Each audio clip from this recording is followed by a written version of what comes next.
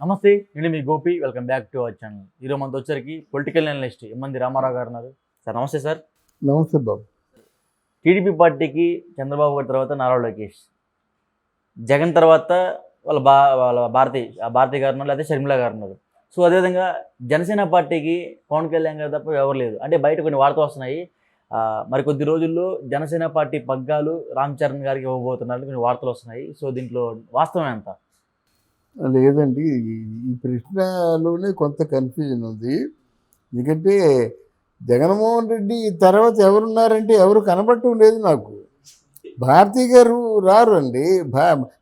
భారతి గారు బయటికి రారు. అంటే ఒక రాజకీయాలు ఉంటే అన్ని ప్రశ్నలకి సమాధానం చెప్పుకోవాలి ఆవిడ. ముగ్గురు చేసిన తప్పులకి, వాళ్ళ పార్టీ వాళ్ళు చేసిన తప్పులకి సమాధానం చెప్పుకునే స్థితిలో లేదు. షర్మిల రానే రాదు.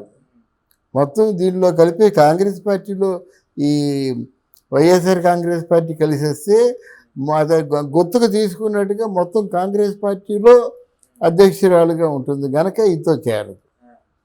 అయితే మొన్న ఎవరో ఒక జర్నలిస్టు ఆయన్ని ప్రశ్న వేశారు, ఎవరిని, మన పవన్ కళ్యాణ్ గారిని, మీ తర్వాత మీ వారసులు ఎవరు అంటే, అది యాక్చువల్గా టూ ఎర్లీ టు సే. ఆయన ఎంతో రాష్ట్ర వ్యాప్తంగా పేరు తెచ్చుకోవాలి, సెంట్రల్కి వెళ్ళాలి. సెంట్రల్లో కూడా చాలా మంచి ఒక గణనీయమైన అంటే మంత్రిగా భారీ పరిశ్రమలో ఏ పరిశ్రమల శాఖ మంత్రితో అంటే కొన్ని వేల లక్షల కోట్ల రూపాయలు చేతిలో పెట్టాలని ఆలోచిస్తే ఈయన కనిపిస్తాడు. ఇప్పుడు నిర్మలా సీతారామన్ 4 సార్లుగా ఆర్థిక మంత్రిగా ఉంటుంది. కేంద్రంలో ఉంటుంది కదా. ఎందుకు అంటే ఆవిడ మద్రాసులో వెళ్ళి వంకాయలు, వెజిటబుల్స్ కొనుక్కుంటుంది, మెట్రో ట్రైన్లో తిరుగుతుంది. ఆవిడ నిరాడంబరంగా తిరుగుతుంది కనుకే ఈవిడ చేతిలో ఏది మాయా మంత్రం ఏమి జరగదు. కరెక్ట్గా స్వచ్ఛతగా వర్క్ చేస్తుంది అనే నమ్మకం మోదీ గారికి ఉంది. కాబట్టి 4 ఎవరున్నారండి, 4 దఫాలుగా అంటే ఆర్థిక మంత్రిగా ఉన్న వాళ్ళు ఎవరూ లేరు అన్నమాట. అలా మా మోడీ గారి దృష్టిలో పడినట్టయితే ఆయన అంటే ఇర్రెస్పెక్టివ్ ఆఫ్ పార్టీ, పవన్ అంటే చాలా ఇష్టడు. పవన్ ఏవడైనా చేస్తాడు. పవన్ ఇక్కడ కాదు, కేంద్రంలో తీసిపోతాడు. ఈయన ముఖ్యమంత్రి కాదు, కేంద్రంలో తీసిపోతాడు. సరైన ఒక మంచి నాయకుడిగా ఎదిగేలా చూస్తాడు. ఇంకొక విషయం చెప్తున్నాను, పవన్ కళ్యాణ్ ఏనాటికైనా బీజేపీలోకి పార్టీ మెర్జీ చేయవలసిందే. ఎందుకంటే బీజేపీ పార్టీలో మెర్జీ చేయవలసిందే. అది చెప్తున్నా, నా అభిప్రాయం నేను చెప్తున్నానండి. ఎందుకంటే ఆ పవన్ మీద అంత ఆశ పెట్టుకున్నాడని నా ఉద్దేశం. ఎవరు, మోదీ గారు. అంటే పవన్ కళ్యాణ్ బీజేపీలో మెర్జీ చేయించుకుంటే నెక్స్ట్ ఆంధ్ర రాష్ట్రంలో ఎవరి అధికారం చెలాయిస్తారు? బీజేపీ. అంతే కదండి. పవన్ కళ్యాణ్ ముఖ్యమంత్రిని చేస్తారు, కానీ బీజేపీ పార్టీ అంటే సౌత్ ఇండియాలో బీజేపీ పార్టీ అంటే నెంబర్ 1 మన ఆంధ్ర అవుద్ది, లేదా మన తెలంగాణలో బీజేపీ పార్టీ వచ్చే అవకాశాలు చాలా ఎక్కువగా ఉన్నాయన్నమాట. వాళ్ళ ఆలోచనలు అయ్యాయి కదా, సౌత్ ఇండియాని కాంకర్ చేయాలనుకుంటా చేస్తారు. అది ఇప్పుడు కాదు. ఎందుకంటే ఒక బలమైన నాయకుడు అంటే ఆ పాత నాయకులు ఉన్నారు చూసారా, ఆ పాత నాయకులతో నిస్వార్థంగా పోర్చదగ్గ నాయకుడు ఎవరైనా ఉన్నారంటే ఈయనే, పవన్ కళ్యాణ్. ఇది నా ఎక్స్పెక్టేషన్. ఇది ఎందుకంటే పవన్ ఎంత బాగా చూడడానికి కారణం ఏంటంటే రేపు పార్టీకి తప్పకుండా వెన్నుదన్నుగా ఉంటాడు. ఇప్పుడు మాట కాదు, అది ఒక 10 ఏళ్ళు పోయిన తర్వాత, ఆయన ముఖ్యమంత్రిగా అయిపోయిన తర్వాత ఏదో ప్లాన్ ఉంటుంది. దిస్ ఈజ్ టూ ఎర్లీ మాట. అంటే పవన్ కళ్యాణ్ ముఖ్యమంత్రి అవుతాడా? ఎవరు డెఫినెట్గా అయిపోతాడు. ఇంకేముంది, ఎగిరికి ఎంతే గుద్దేస్తారంతే. అది ఉంటుందండి జనంలో ఒక ఒక ఒక ఒక ఇంప్రెషన్ ఏర్పడిపోయిన తర్వాత. ఎందుకు మొన్న 21 వేశారు, కానీ మొత్తం సీట్లు పోటీ చేసినా గెలిచేస్తాడు, రేపు గెలుస్తాడు అన్నమాట.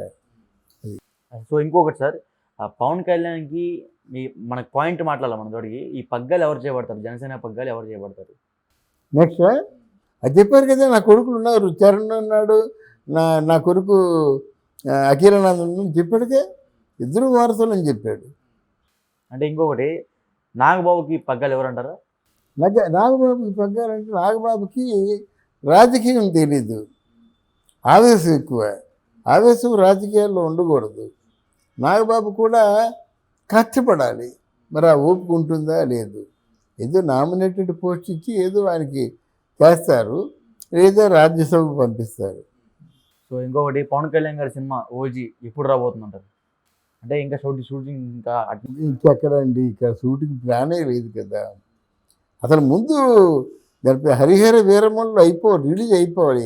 ఏం రత్నం లాంటి పెద్ద అనుభవసారి తీస్తున్న పిక్చర్ ఆగిపోయిందంటే ఎలాగుంటుంది చెప్పండి. ఎన్ని కోట్లు మన వడ్డీలు పడిపోతాయి ఒకటి.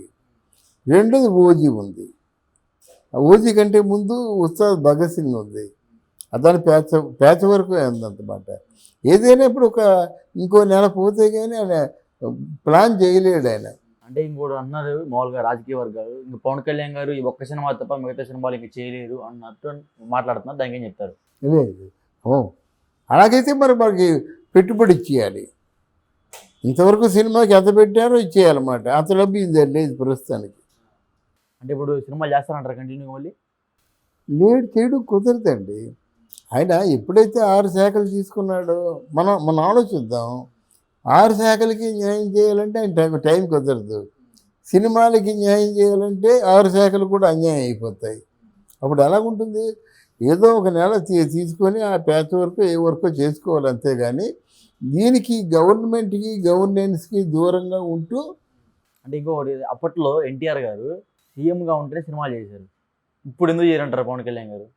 అలా కాదు, అప్పుడు ఎన్టీఆర్ కంటే మిగతా వాళ్ళందరూ సమర్థులండి. అప్పుడు మంత్రులందరూ ఎంత బాగా చదువుకున్నారు.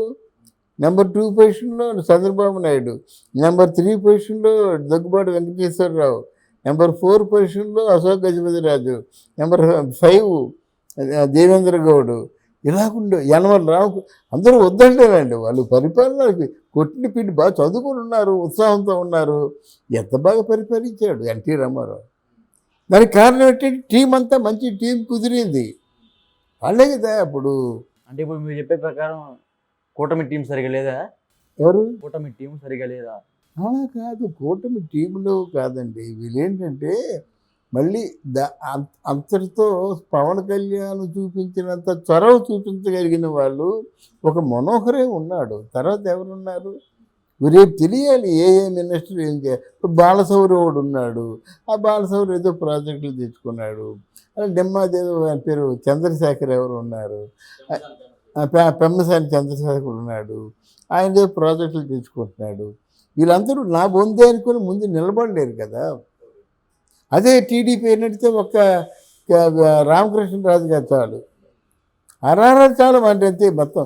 అక్కడ చంద్రబాబు నాయుడికి ఎంత తెలివితేటలు ఉన్నాయో ఈయనకి కూడా ఆ తెలివితేటలు ఉన్నాయి.